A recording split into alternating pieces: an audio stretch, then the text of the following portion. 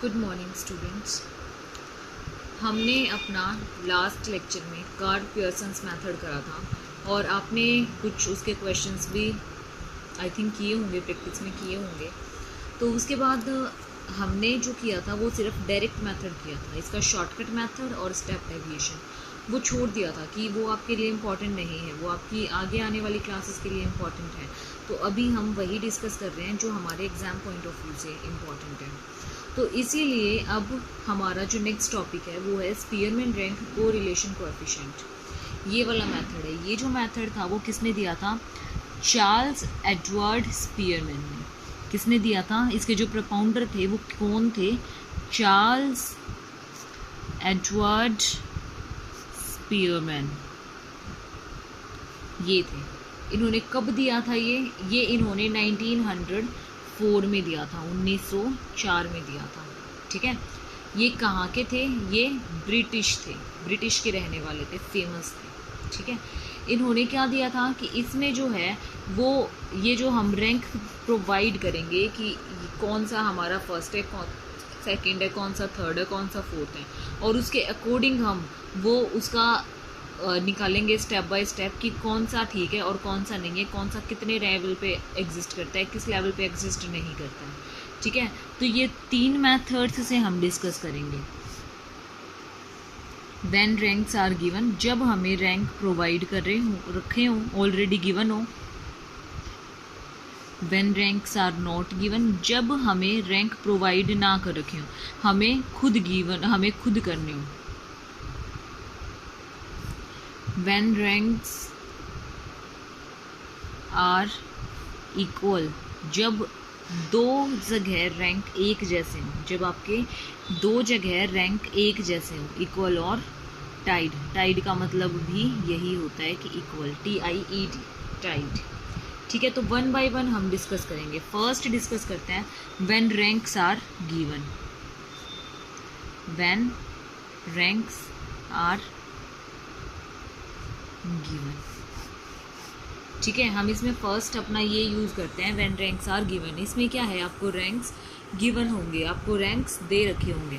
तो इसमें आपके लिए सबसे पहले तो फॉर्मूला क्या होना चाहिए? आपके सभी मेथड्स के लिए फॉर्मूला जो है वो इसके लिए अलग होगा, बाकी इन दोनों के लिए आपका जो फॉर्मूला होगा वो कैसा होगा? वो सेम होगा। ठीक है। इन दोनों के लिए सेम होगा। तो आपका फॉर्मूला क्या होगा? R इज इक्वल टू, आपको पता है ना R से हम किसको डिनोट करते हैं? कोरिलेशन को। R is equal to 1 minus sigma D square, 6 sigma D square upon में n cube minus n। D आपको पता है और आपको n पता है क्या होता है। तो देखो आपको x दे रखा है 1 2 3 4 5 6 7 8 9 और 10। y दे रखा है 10 6 5 4 7 9 8 2 1 3। ठीक है।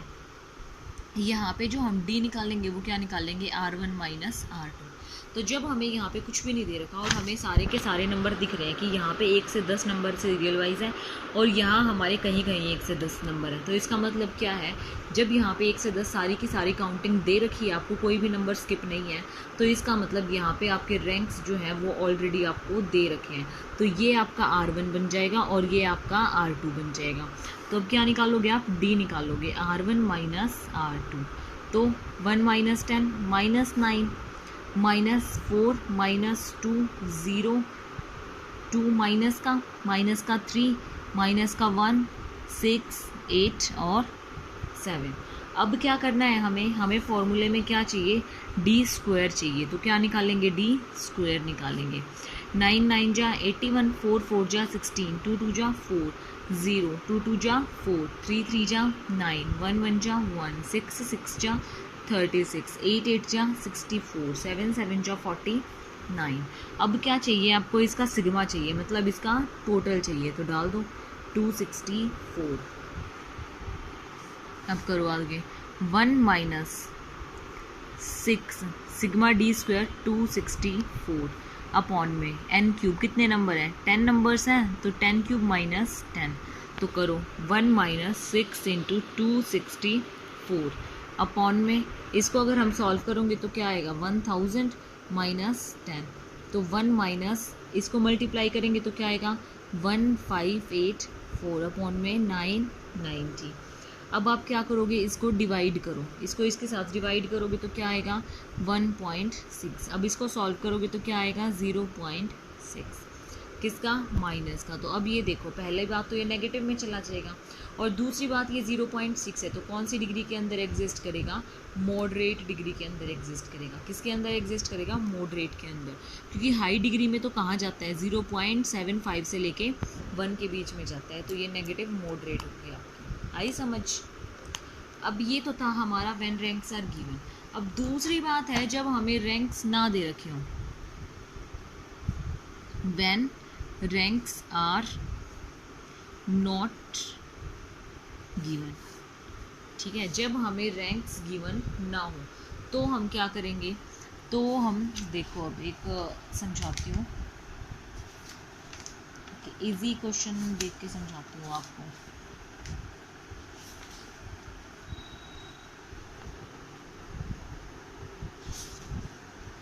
चलो मैं एज्यूम करके समझाती हूँ। एक्स में किसी स्टूडेंट के मार्क्स आ गए आउट ऑफ 10, 10, 8, 9, 7, 8, 2, 3, ये आ गए। ठीक है, आउट ऑफ 10। और फिर उसके बाद वाई वाले में सीरीज़ में भी 10 में से मार्क्स आ रहे हैं हमारे पास, या फिर 20 में से मार्क्स आ रहे हैं हमारे पास, नहीं 10 में से ही आ रहे हैं, 8, 7, 10, 6, 4, 2, 3।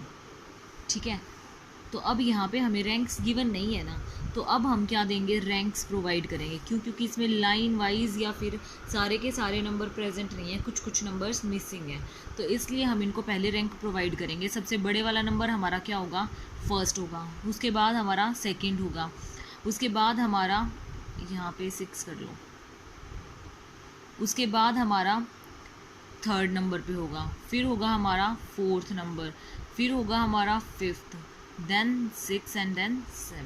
ये आपका R1 हो गया। R2 में भी ऐसे ही करो, जो सबसे हाईएस्ट नंबर है उसको 1, फिर उसके छोटा 2, फिर 3, फिर 4, फिर 5, फिर 6 और फिर 7।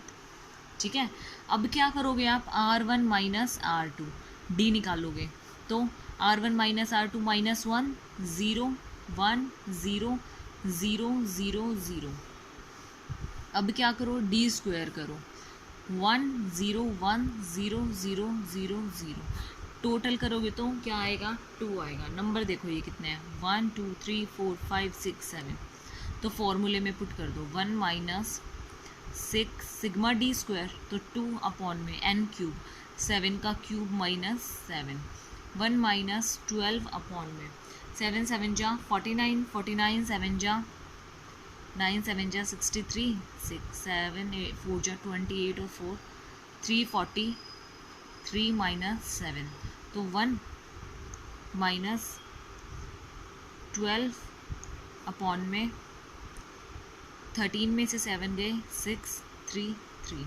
एलसीएम ले दो, 336 माइनस 12 अपॉन में 336, तो 3 में से 6 में से 2 गया 4, 3 में से 1 गया 2, 3 अपॉन में 336। तो आंसर क्या आएगा आपका 0.324336, 0 पॉइंट किस पे जाएगा ये आपका 8 पे देखते हैं।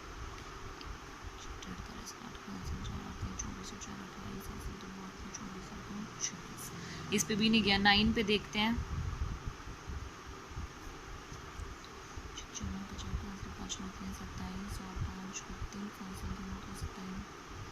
ये आपका चला जाएगा 9 पे, तो 0.9 समथिंग आएगा आपका। तो यहीं से आपको पता लग गया ना ये कौन सी डिग्री के बीच एग्जिस्ट कर रहा है, आपकी हाईएस्ट पॉजिटिव के बीच में लाई कर रहा है। आई। ये कौन सा था, जब आपको रैंक्स गिवन नहीं थे। जब आपको सीरीज सिंपल दे रखी होगी तो आप उसको रैंक दोगे, या तो स्मॉल सीरियल में दे लो कि आपका सबसे छोटा वन, फिर सेकंड, फिर थर्ड, या फिर डिसेंडिंग ऑर्डर में दे लो। आप असेंडिंग में दे लो या डिसेंडिंग में दे लो, बात एक ही है आपके रैंक्स को, ठीक है। फिर आप डी फाइंड आउट करोगे, then D square find out करोगे, और फिर फॉर्मूले में पुट करके आप किसी भी मेथड से सॉल्व कर सकते हैं, या तो यही इसको डिवाइड कर सकते हैं या फिर एलसीएम लेके डिवाइड करके आप सॉल्व कर सकते हैं, ठीक है स्टूडेंट्स। ये था आपका कौन सा मेथड, जब आपको रैंक्स गिवन नहीं है, when ranks are not given, ठीक है। अब थर्ड मेथड आता है आपके पास, व्हेन रैंक्स आर इक्वल और tied. When ranks are equal और टाइड, जब हमारे पास एक से ज़्यादा रैंक्स कैसे होते हैं, एक जैसे होते हैं, तो उसमें हम क्या करते हैं, अब वो देखो आप। सपोज करो कि आपके पास रैंक है एक्स है 15, 10, 20, 28, 12, 10, 16 और 18। उसके बाद आपके पास आप थोड़ा सा स्पेस छोड़ दीजिए, वाई 16, 14, 10, 12, 11,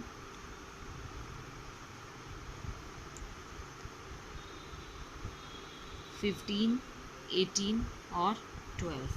तो अब यहाँ से R1 दीजिए आप। इसमें सबसे हाईएस्ट नंबर क्या है, ये हमारा हो गया 1, ठीक है। अब उससे लोएस्ट 22 हो गया, फिर ये 3 हो गया, ये 4 हो गया, ये हो गया आपका 5, ये हो गया आपका 6। अब आपका 7 और 8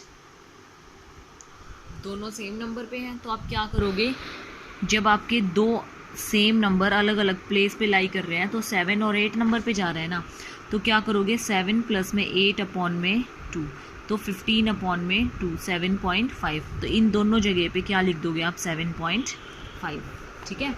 उसके बाद आप ऐसे ही y में करो R2। सबसे हाईएस्ट क्या है आपके पास, 18, तो 1 चला गया, देन 2, देन 3, देन 4, देन 5 और 6। तो 6 और 5 में क्या आ जाएगा, 11, 6 प्लस में 5 अपॉन में 2, 11 अपॉन में 2 क्या आ गया, 5.5। तो इन दोनों जगह पे आप क्या लिख दोगे, 5.5। तो अब 5वां और 6ठा नंबर हो गया ना, तो अब जो जाएगा वो होगा आपका 7वां नंबर, फिर 8वां नंबर। आई समझ में।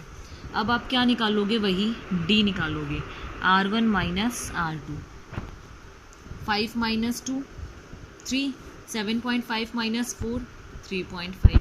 उसके बाद 2 minus 8 minus 6, 1 minus 5.5 minus 4.5, minus 1, 7 में से 4.5, 4 में से 1 गया 3, 3 में से 5.5 गया माइनस 2.5, ठीक है। अब आप क्या सॉल्व करोगे इसमें, D स्क्वायर, वही 3 3 जा 9। अगर इसको सॉल्व करोगे तो क्या आएगा, 12.25। आप सॉल्व करके देख सकते हैं इसको, 6 6 जा 36। इसको सॉल्व करोगे तो आएगा आपके पास 20.25।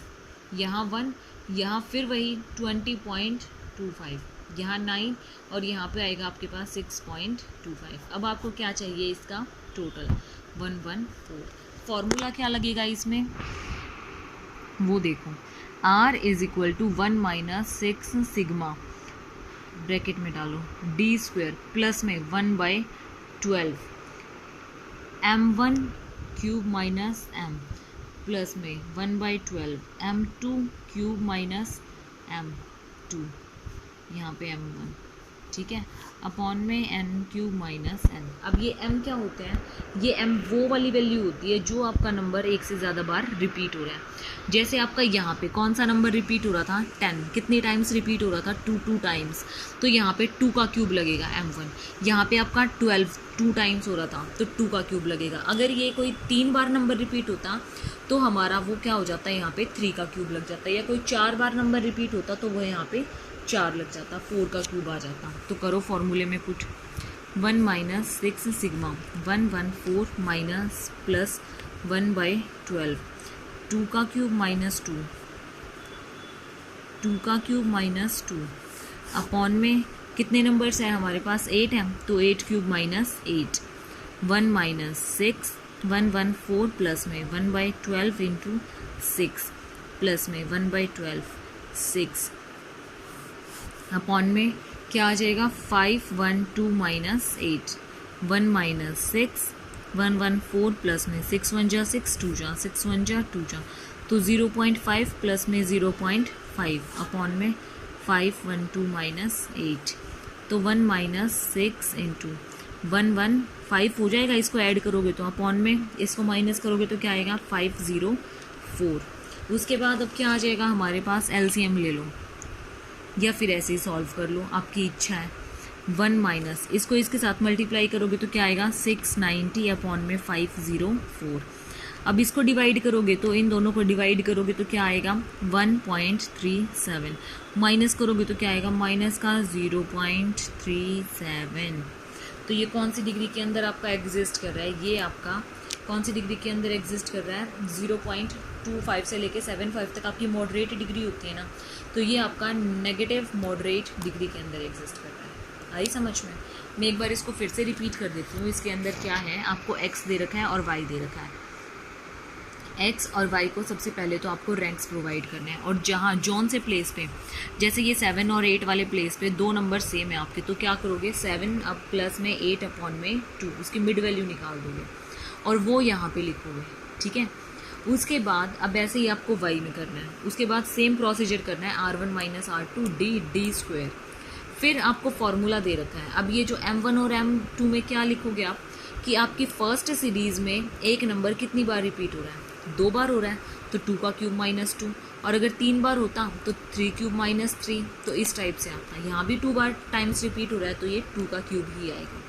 फिर 2 3 जा 8 होता है ना, 2 2 जा 4 4 2 जा 8 8 माइनस 2 6 आ जाएगा। फिर हमने क्या किया, इसको यहाँ पे कट कर दिया। कट करने के बाद मेरे पास आया 1/2। अगर आप 1/2 को डिवाइड करोगे तो क्या आएगा 0.5 और 0.5। अब उसको सॉल्व करने के बाद आपके पास आएगा 0.37, कौन सा, माइनस का, ठीक है। तो ये है आपका स्पीयरमैन रैंक्स आर इक्वल और टाइड के केस में, ठीक है स्टूडेंट्स। यही है हमारे कोरिलेशन के चैप्टर में। आज आपका कोरिलेशन का चैप्टर भी ख़त्म होता है। इसकी इम्पोर्टेंस रहती है, इम्पोर्टेंस मैं आपको बता देती हूँ। इससे क्या कर सकते हैं, फर्स्ट इसके द्वारा हम क्या कर सकते हैं, अपनी लॉज फॉर्मुलेट कर सकते हैं, अपने कानून बना सकते हैं, ठीक है। सेकंड पॉइंट, इससे हम ये पता लगा सकते हैं कि कारण और परिणाम में संबंध है या नहीं है, मतलब cause and effect relationship study कर सकते हैं। क्यों? क्योंकि अगर आपकी डिमांड बढ़ रही है तो वो किस कारण बढ़ रही है, जब आपके प्राइजेस कम हो रहे हैं या ज़्यादा हो रहे हैं, तो वो आपका सेकेंड पॉइंट इसका है। Third point, business decision. हम अपने कोरिलेशन से अपने बिजनेस डिसीजन लेने में बहुत हेल्पफुल होते हैं।